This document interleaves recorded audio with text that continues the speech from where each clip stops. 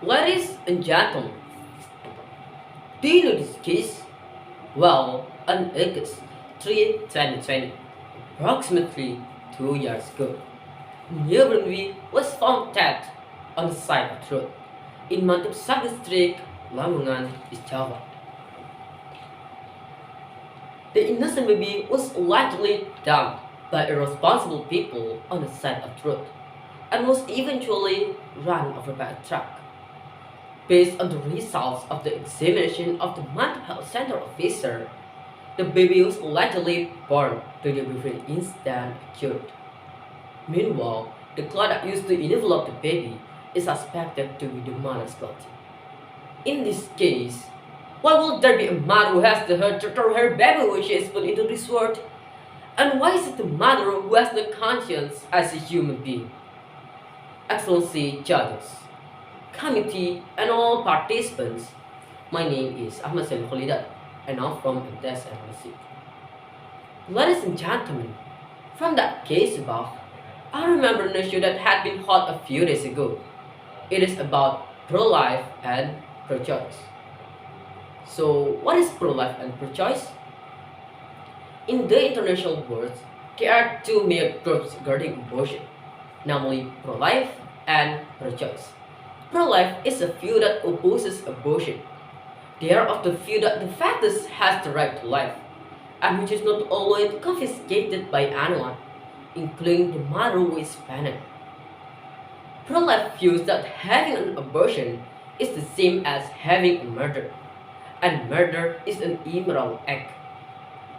Pro-life wants every human being self-awareness, not to have sexual intercourse if they don't want an unwanted pregnancy. Meanwhile, from the opposite side, pro-choice is a view that states that decision to abort or maintain the womb is the absolute right of the mother carrying the baby. The reason is, not all pregnancies are desired, and not everyone can able to raise a child. They think that the child will be born into this world has the right to be happy. If later the child is not given good psychological support, then this pro-choice don't find the good side of why the child should be born. Rather than being born and abandoned, it is better for the child not be born at all. So, if I'm asked, what do I choose between pro-life or pro-choice? Here's my explanation. I agree abortion is performed if under certain conditions, such as if the mother is a rape victim or the fetus can endanger the mother's condition. If the fetus is the result of a rape, I don't think it's fair for the child to receive mistreatment from the family and the environment, because it is considered the result of a tragedy, such as being ridiculed by a legitimate child and so on. The child is innocent and also knows nothing. It is not fair for the child to receive bad treatment from his surroundings. Then, if the fetus can endanger the mother's condition, this is also allowed.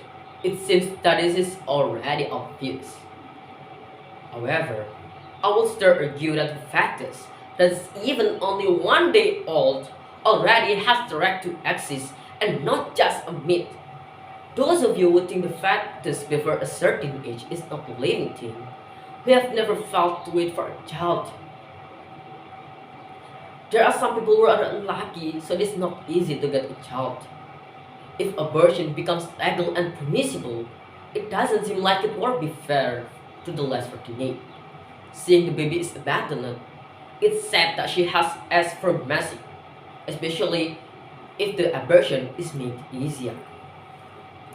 Ladies and gentlemen, in the end, we can conclude that this is not the question between which one is better, whether pro-life or pro-choice.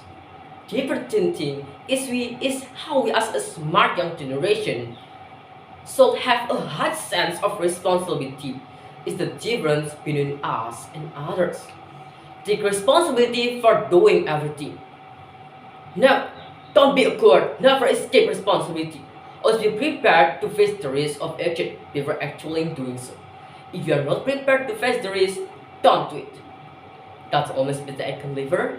I apologize to you all for my mistakes in my speech. Thank you very much for your attention. My dad has that. And with that, goodbye and good luck.